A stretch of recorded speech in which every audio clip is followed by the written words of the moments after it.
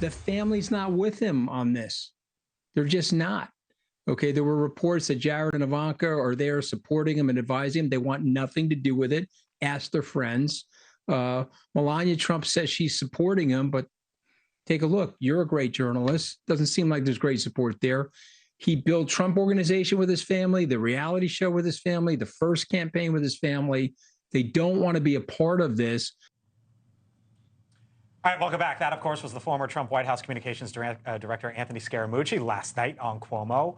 Melania Trump and former President Trump's children, as he was talking about there, essentially nowhere to be found right now, at leleast publicly amid his legal battles. Around the table, this is a much different approach than the current president and Hunter Biden, who is seemingly everywhere. You got two families sort of approaching this two different ways. Do you not, Denise?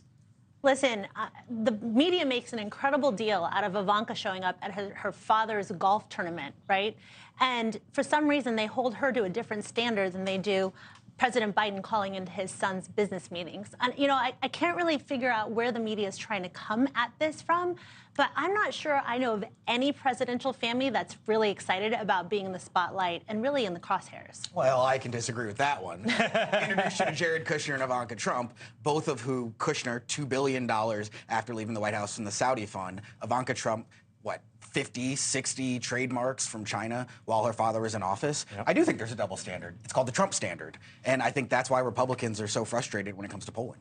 I do think it's notable that when Trump goes to these courthouses, Melania's not with him. We're not seeing Jared and Ivanka doing the media rounds trying to fight back. And we're seeing Hunter Biden, like you mentioned, at a lot of these big events. He wasn't around at the first year of the Biden administration. He's everywhere. Suddenly now he's everywhere. State dinner, going abroad with his father, 4th of July out on the patio. Yep, we're seeing him and his kid getting on Air Force One whenever they're traveling, or oftentimes. So I don't know what their strategy is, but it looks like get him out front and show that he, you know, is their close-knit family.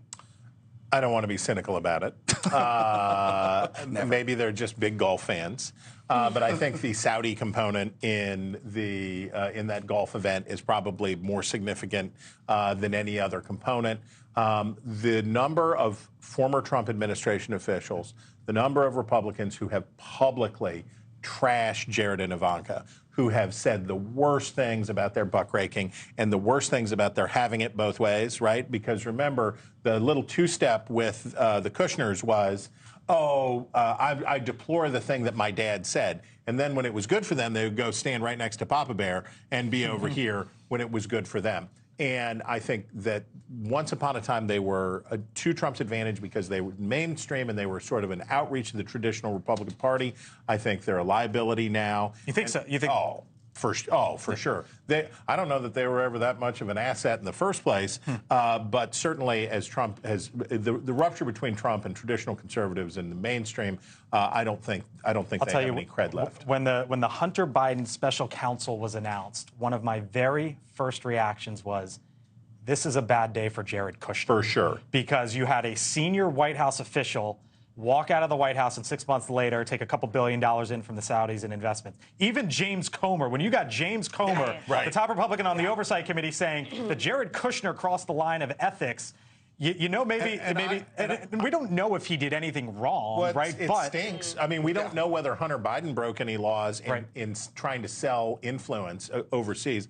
Here's the thing. I want to applaud Comer because what it will take to restore basic functional anti-corruption status in the United States of America is for people to call it out in their own party. Right. It's not sufficient to just call it on the other side. You got to be able to call it out in your own party. So Comer deserves some plaudits for that. Why I think it was a bad day for Jared Kushner, and maybe Jared Kushner's never driven a mile per hour over the speed limit in his life. I don't know. Just never driven. You could say that. Was if Democrats retake the House, you would have to think after Hunter Biden and that $2 billion deal that they're going to go right after Jared Kushner. Are they not? Right. Yeah, I mean, I think that's something that's going to be brought up, but I actually don't know if Democrats want to keep relitigating the Jared Kushner Trump. You don't think so? Oh my goodness. I'm not so sure about that. I don't think that's something that's really going to work if Democrats get the majority. Once we start looking back, that's how we always get in trouble. That's how Republicans got in trouble with Bill Clinton, and I think that's how we get in trouble. Does Hunter Biden need to go away?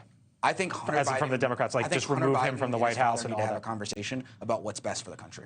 Thanks for watching. Go to newsnationnow.com to find NewsNation on your television provider. And don't forget to subscribe. Click the red button to get more of NewsNation's fact-driven, unbiased coverage.